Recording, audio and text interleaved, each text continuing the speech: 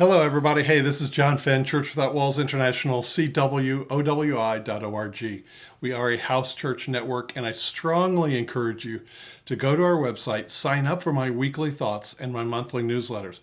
It's only there that we put information about prophetic things, about our conferences, our Zoom meetings, retreats, where I'll be speaking, etc. It's only there in the weekly thoughts and the monthly newsletters. We never post it on our website, or rarely.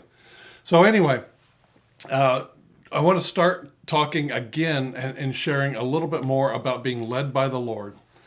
And this involves practicality, and I want to walk through this. And I want to say it this way. I'll just go ahead and start and say it this way. You know, the Lord is the great I am.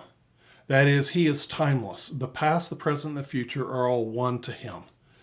And as such, that's how he speaks. When he speaks to us, when he reveals things to us, he does it from that realm. So in speaking from that realm, when he communicates to our spirit, when he gives us a revelation, it feels like do it now. All right. When you hear his voice, unless he says, now, I'm telling you right now, get out of the house.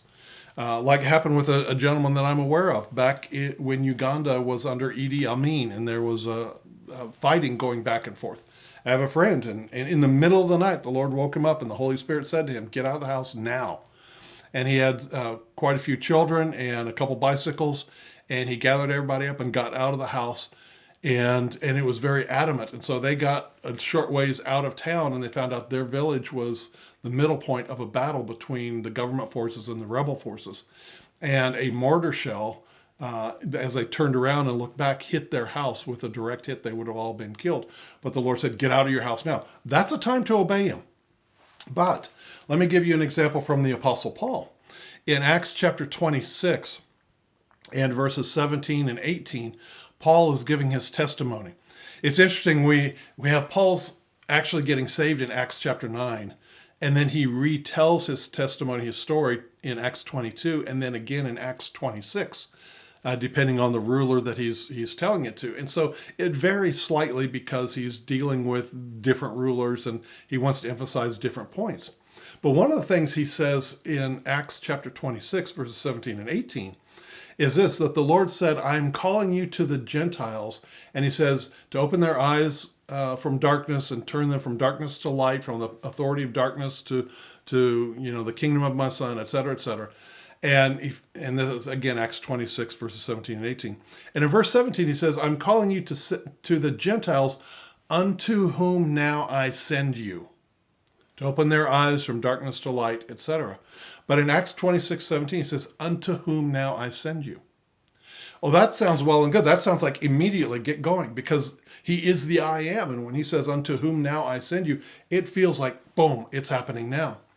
But Paul tells us in the book of Galatians, chapter 1, if you read verses 11 through 18, he tells you that after that happened, he didn't go anywhere into Jerusalem or anything else. He went into the deserts of Arabia.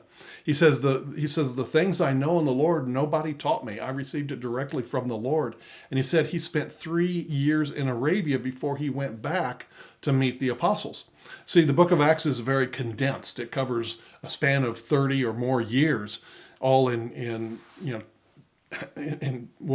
from Acts 4 all the way through. You're talking about 22 chapters or so, 24 chapters. It covers over 30 years in that span of those chapters. So we have to understand it's very condensed. So Paul tells us, even though the Lord said to him in Acts 26:17, to the Gentiles, unto whom now I send you, he says, he had the smarts, he had the realization, he had the experience that unto whom now I send you does not mean go now. But in other words, Paul was expected to know what he was talking about, to prepare, to use his mind, to think about it and plan about it. He went 3 years into the deserts of Arabia and received revelation from the Lord. Then he was equipped, then he was knowledgeable to accomplish it. But because the Lord is the I am, when he speaks to us, it feels like now. It's in that now moment where the past, the present, and the future are all present in the now. Now, I'll give you an example. Years ago, there was a young Bible school graduate, and she felt led to go to Hong Kong. And she said, the Lord spoke to her, go now. I'm sending you to Hong Kong. and she had some money, and some family helped, even though everyone was against her going then. Said you need to build a network of support. You need churches to support you. You need to find out who do you know in Hong Kong. You need you've never traveled there before. You don't know the culture or anything else. You need to have money to live on. How much do you have for rent and deposits, and what research have you done? But she was so insistent. No, God said now. I just know in my spirit. But he said now. So she went. Well, within 3 weeks, she was crying and disoriented and out of money and practically starving. And friends and family and the church helped bail her out, buying her a plane ticket back home. She never went back. And as far as I know, she may have gone later, but that's the last I heard of that story. And I'm telling you, the highways of faith, the side ditches of the highway of faith are littered with people who, because the Lord said now, they move now, not realizing He is the I am, and He is not saying forget common sense. He is not saying forget planning. He is not saying forget a budget. He's saying, I'm sending you now. Now it's as good as done, because I from heaven am calling you there.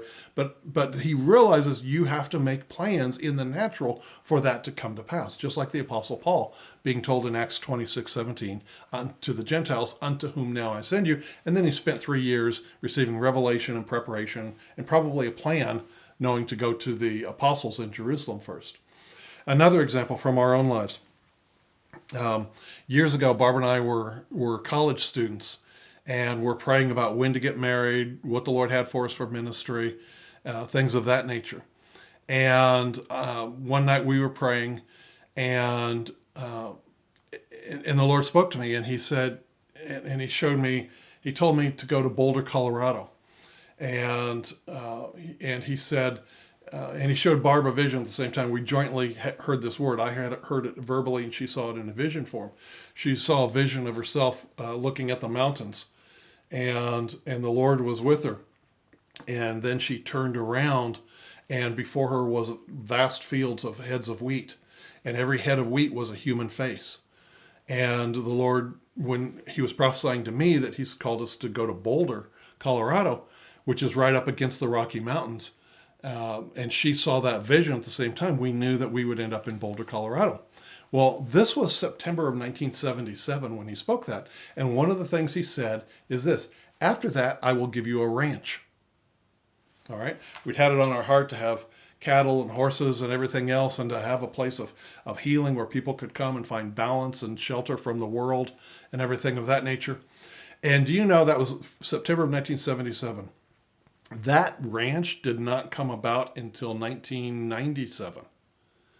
Till 1997. So it was 20 years later. But do you know that all along the line we are looking at real estate. We are thinking, maybe this is the ranch. Is this the time with the ranch? When it happened through a gift of an inheritance and a combination of other factors, where we were in a position to buy a house and some acreage and everything else. And that was for a good time and a good season. But my point is that we were looking around for 20 years and trying to make it come to pass, thinking we could take the mortgage. Here's the ranch here. It's 50 acres here, and it's got some pasture, and it's got some farmland. Is this what God's called us to? And nothing felt right in our spirit. We had the word from the Lord, and when He said, I'll give you a ranch right there in September of 1977, it felt like now. But it was 20 years before it happened. And every time we put a foot forward to buy something, we didn't feel the Spirit there. We had the word of the Lord, but the Spirit and the timing wasn't there until 1997. And then our spirit just went boom. As soon as we saw the house, said, this is it. We just knew by the Spirit of God, and it all worked out. You see, when you don't move with the Spirit, when you don't use common sense, and you don't walk in that peace, and you don't do your planning and everything else, but you have to combine that with the timing of the Spirit. If you don't do that, you're forcing it. And that's doing it in your own strength, and it will eventually fall apart or come to very great difficulty.